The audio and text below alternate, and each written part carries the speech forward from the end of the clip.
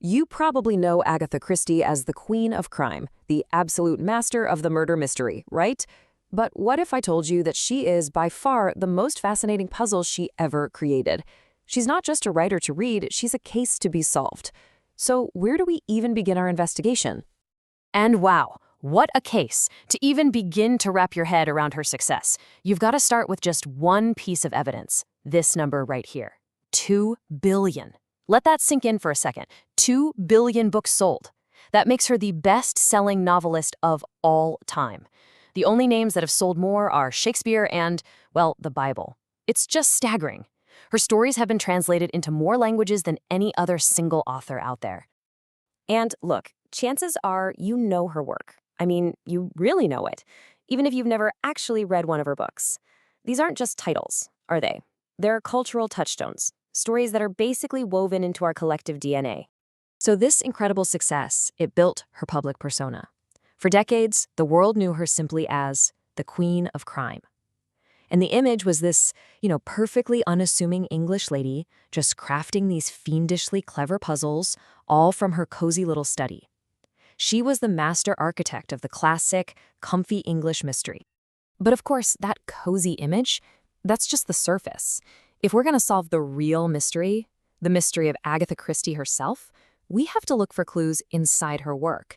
And our first piece of evidence, our Exhibit A, has to be her most famous creation, the one and only Hercule Poirot. And this is what's so fascinating. Where did the world of her mysteries even come from? It wasn't just pure imagination. During World War I, Christie was a volunteer nurse, and later she worked in a hospital dispensary. This gave her this incredibly detailed expert knowledge of poisons, which, as you know, became a total signature of her work. Her writing was so accurate that her very first novel got a review in the Pharmaceutical Journal. I mean, who gets that? A fiction writer? That's just unheard of.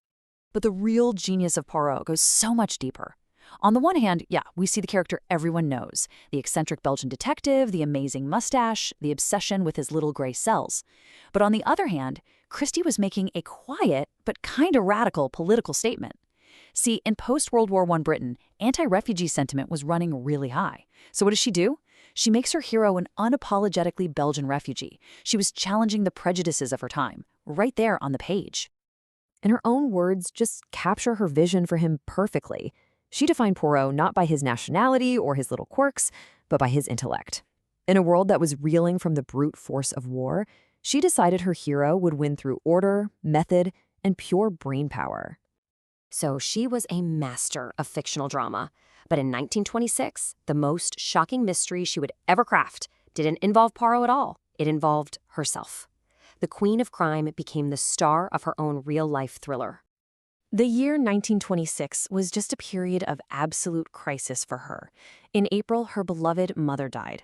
Just a few months after that, in August, her husband Archie confessed he was having an affair and wanted a divorce. Then, on a cold night in December, she got in her car, drove away, and just vanished. Her car was found abandoned near a quarry, and it sparked a nationwide manhunt and an absolute media frenzy. The press and the public were totally consumed by one question.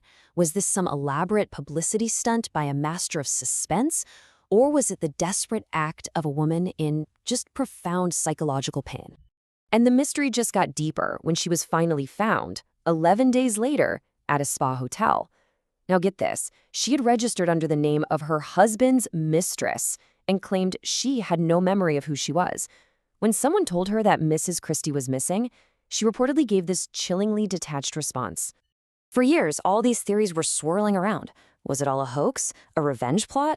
But the evidence today points to a far more compelling psychological explanation. She was almost certainly suffering from what's called a dissociative fugue, a rare condition where the mind, when it's just overwhelmed by severe trauma, essentially creates a temporary escape from a reality that's become unbearable.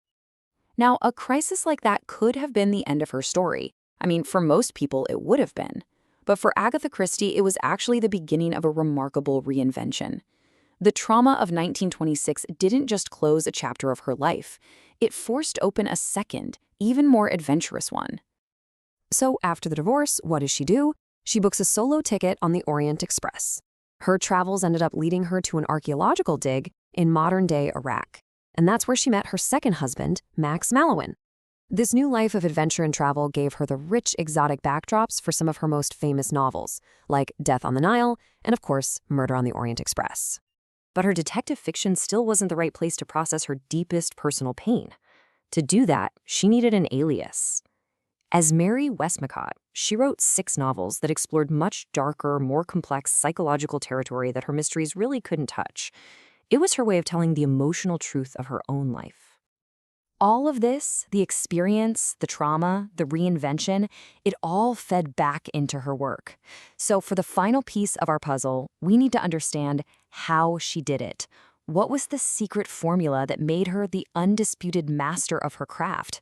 Well, it's time to crack the Christie code. You see, her genius wasn't just storytelling, it was pure architecture. First, she mastered the closed circle, trapping all her suspects on an island or a train to really heighten the tension. Second, her mysteries were psychological games, where clues were found in human nature, not just fingerprints. Third, her signature move, making the culprit the one person you'd never suspect. And finally, the grand reveal, where the detective gathers everyone for that dramatic, deeply satisfying explanation. And this gets to the very heart of the secret contract she made with her readers. She was playing a game with you. A fair game that you were actually meant to lose. The pleasure wasn't in solving the crime before the detective, it was in being so masterfully outplayed, and then realizing all the clues were there the whole time, if only you'd seen them. This perfect formula did more than just sell books. It built an entire empire that is still standing today. Her legacy isn't something trapped in the past. It's a living, breathing part of our culture.